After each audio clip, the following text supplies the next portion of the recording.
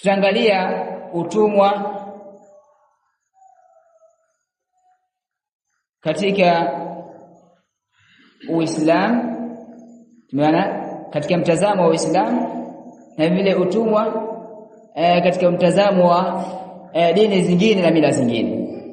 Tumeona kwa sababu imekuwa kuna baadhi ya madai na baadhi ya mambo ambayo watu wanazushia kwamba Uislamu kadha ni Uislamu ni dini ambayo iliyokiri na kubali utumwa na dini ambayo iliyosababisha utumwa ulimwenguni. Tumeona haya sio madai sahihi. Haya sio madai sahihi. Bali utumwa ni kitu ambacho kilikuwa kimeenea ulimwenguni toka zama hizo. Yaani ulimwengu ulikuwa umeenea nini? Na hiyo biashara ya utumwa.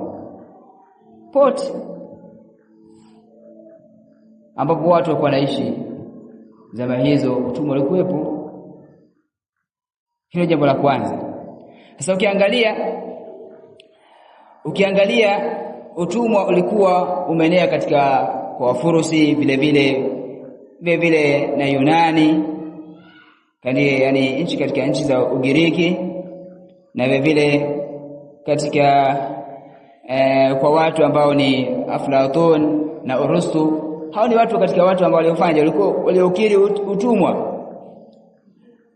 Hao ni katika watu ambao waliokiri utumwa, na wao ndio wakawa wenye kuunga nini?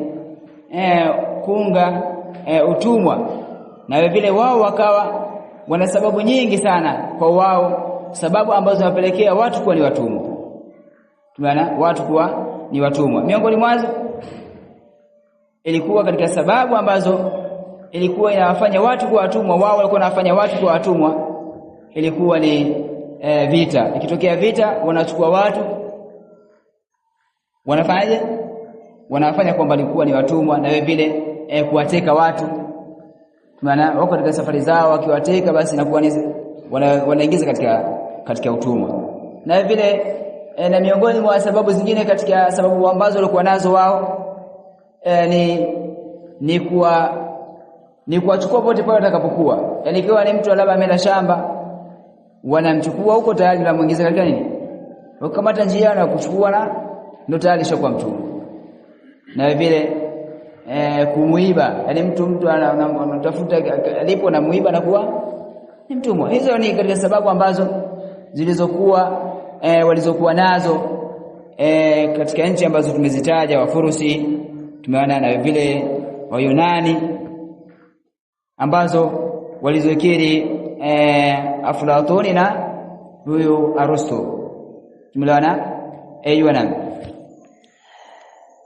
Kwa hiyo wakawa ni wenye kuwauza watoto, tumeona, na vile wakawa ni wenye kuwadharau. Ukiangalia katika miamala yao, yani wao kama wao kwa na dharau, na wengine kufikia hatua ya kuwa ni wenye kuwaua kabisa, wengine kuwa ni wenye kuwauza, kufanyaje, yani kufanya tasarufati ambazo ni mbaya tu, kuwapa kazi ambazo ni ngumu, ambazo haziwezekani, ambazo wao wenyewe hawawezi kuzifanya. Hilo jambo ambalo walikuwa nalo wao. Hasa tukiangalia mtazamo wa utumwa katika Uislamu, kwamba awalan inna al-islam dhaqa mawrid ar-riqi, Uislamu ulidhikisha jambo la utumwa. Yani jambo la utumwa, vyanzo vile vya utumwa tofauti na kwa watu ambao si Waislamu. Uislamu ulidhikisha ile vyanzo vya nini? Vya utumwa. Kama utumwa ikawa sio kitu ambacho kinapatikana kirahisi. Unaona? idh ja'ala an-nasa kullahum ahraran la yatla alayhim ar-riqu illa bisababin wahidi. Uislamu ukawa umejalia kwamba watu wote ni watu wako huru. Tumeona watu wote wako huru kabisa, na vile vile haitokei mtu akawa ni mtumwa isipokuwa kwa sababu hii. sababu moja. Tumeelewana? Katika Uislamu sababu ya mtu kuwa ni mtumwa ni hii. Lakini kwa watu wasiokuwa Waislamu, kama tumeona katika hiyo miji na nchi ambazo tumezitaja na hao watu ambao tumewataja, sababu zao zile nyingi ambazo tumezielezea, kupora, kufanyaje, vita, yani sababu zao ni nyingi sana, tofauti na nini? Na Uislamu. Na vile na sababu hiyo ambayo ni moja, wa huwa an yusaru wa hum kuffaru muqatiluna ma'a anna alwajib 'ala alqa'id an yaktara al-aslah min ar-riq aw al-fida wal-itlaq bila fida hasba al-maslahati al-'amma. Hasa sababu yenyewe katika Uislamu ni watu kutekwa katika vita wakiwa wanapigana. Tunaona wakiwa hao watu wafanyaje? Wanapigana. Tumeelewana vizuri? Yaani wakiwa wanapigana, pamoja kwamba sio kwamba hiyo ndio sababu moja kwa moja lazima wakiwa wanapigana wakikamatwa wakitekwa ndio sababu tu ya kuwa yani mtumwa ndio moja kwa moja, hapana. Bali wajibu kwa yule kiongozi ataangalia kwamba je, huyo tumuache? Tumaana inarejea kwa maslahi ambayo tukaona hii kiongozi. Ima anaweza kumwacha akawa ni yuko huru bila kufanya kwamba kuwa ni mtumwa, au akamuomba fidia. Tumaana akawa ni mwenye kutoa nini? Akawa ni mwenye kutoa fidia na vile, au kumwacha hivyo bure bure.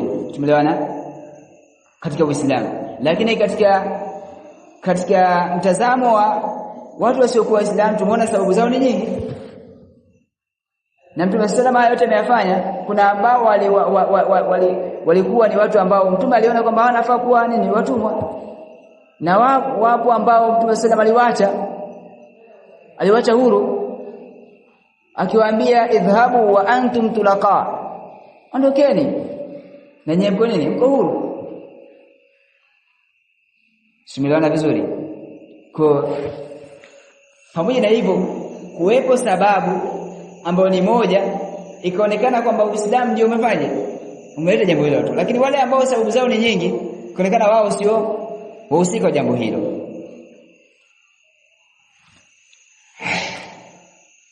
Kwa hiyo kwa pamoja na kwamba hii sababu ya katika mtazamo wa Uislamu ambayo ya kumfanya mtu kuwa mtumwa ni sababu ambayo hata kiakili inaingia. Maana pamoja kwamba na yenyewe hajaachiwa moja kwa moja kwamba tayari achakuwa mtumwa ndio tayari akimtoa kikamatwa katika vita anapigana, tunaona anakuwa ni mtumwa, ndio sababu moja kwa moja, hapana. Imeonekana kwamba kiongozi ataangalia maslahi, lakini sababu hiyo ni sababu ambayo inaingia akilini na imekuja katika dalili ambazo ni sahihi kabisa, hakuna mashaka. Tumeelewana vizuri? Aiywa, yani mtu ni mpiganaji, mlana katika vita, apigana kama tunafanya. Yani aachwe tu kama ni mtu ambaye ni mbaya zaidi, ni adui zaidi, aachwe tu anayekamatwa afu kiongozi ataangalia.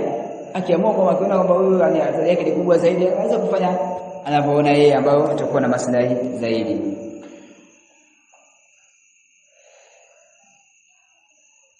Lakini vile katika jambo la pili katika mtazamo wa Uislamu kunako utumwa, kwamba Uislamu umemuonea huruma mtumwa. Pamoja kwamba inaruhusiwa, tumeona katika hiyo sababu ambayo tumehitaji, lakini Uislamu unamuonea huruma mtumwa. Watawaada ala takfilihi, na vile ukawa umemwahidi juu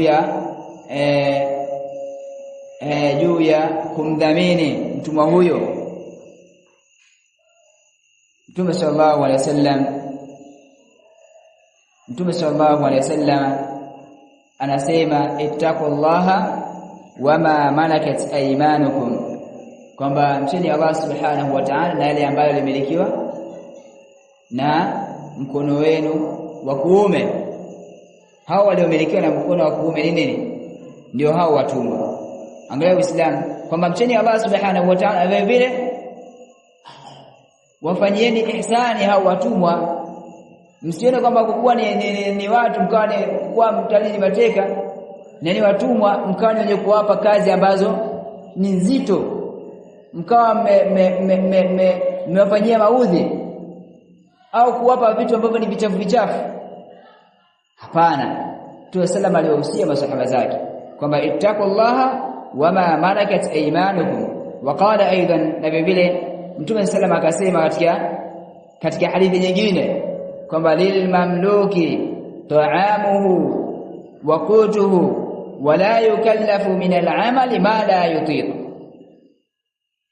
Mtume sallam akasema kwamba yule mtumwa, ni kwa yule mtumwa anayemilikiwa inatakikana kumlisha chakula ambacho ni kizuri, wakutuhu, na vile kumpa lishe ambazo ni nzuri, wala yukallafu min al-amali ma la yutiq, na wala asilazimishwe kufanya kazi ambazo haiwezi. Maana aiywa, na vile Mtume sallallahu anasema katika hadithi nyingine, maana kwamba pamoja kwamba hao ni watumwa lakini wasikalifishwe katika nini? Katika kazi ambazo wasiziweza. Mtume sallallahu anasema katika hadithi nyingine, hum ikhwanukum, hao watumwa hao ni ndugu zenu. Wanaambia watu gani? Masahaba wafasi wa Mtume sallallahu alaihi wasallam kwamba hao watumwa ni ndugu zenu. Wa khawalukum ja'alahum Allah tahta aydikum, kwamba Allah subhanahu wa ta'ala amewafanya kuwa chini ya mikono yenu. Allah kawafanya kuwa chini ya mikono yenu. Faman kana akhuhu tahta yadihi, yule ambaye atakayekuwa ndugu yake yuko chini ya mkono wake, maana yeye ndio ambaye anayemiliki, falyut'imuhu mimma yakul, amlishe katika kile chakula anachokila. Angalia mafundisho. Yule ambaye ndugu yake atakuwa chini ya mkono wake, chini ya mikono yake, basi amlishe chakula kile ambacho anachokila. Yaani sio wewe unakula nyama huku na misosi mizuri alafu wale wengine wanafanyaje? Unawapa chakula kingine kilicholala. Hapana. Mtume sallallahu anaelekeza kwamba yani awalishe kile chakula anachofanyaje? Anachokila. Waliyalbisuhu mimma yalbas, na vile awavishe kutokana na yale ambayo wanafanyaje? Wanayavaa. Wawavishe yale mavazi ambayo wao wanafanyaje? Wanayavaa. Usiwape nguo ambazo zimechanika ovyo ovyo. Wewe kama ni hali yako ndio hiyo mwenyewe, ndio hali yako hiyo, basi utawavisha hizo ambazo wewe mwenyewe uwezo wako unafanyaje. Lakini sio wavishe nguo za kuchanika hali ya kuwa wewe unavaa nguo ambazo ni nzuri. Una mafundisho ya Uislamu kunako watumwa. Kila sema wala tukallifuhum ma yaghlibuhum, kisha wala msiwakalifishe. Ni hadithi moja hiyo, hadithi ambayo imekuja katika Sahih Bukhari na Sahih Muslim. Kisha sema wala tukallifuhum ma yaghlibuhum, wala msiwalazimishe kufanya mambo ambayo yanawashinda. Subhana, msiwalazimishe. Kisha akaendelea Mtume sana kusema fa in kallaftumuhum fa'ainuhum, lakini ikitokea sasa nataka kuwakalifisha kazi ambayo ni nzito, basi wasaidieni. Unasemaje Uislamu kwamba ni dini ambayo imekuja kwa ajili ya utumwa, kwamba lengo lake kubwa nini? Ni utumwa, watu kuwa watumwa? Hapana. Yani itokee uhusia wote na uhusia watu wafanyie watumwa hii, kwamba lengo kubwa ni watu kuwa watumwa, kwa sababu jambo ambalo lilikuwa limeenea tafanyaje? Lakini sababu za watu wengine, sababu zao ni nyingi. Sababu ya Uislamu ni moja, pamoja na hiyo moja ina nini? Ina wepesi, kwamba kutokana na kiongozi ataona maslahi gani. Simuelewana vizuri? Bwana.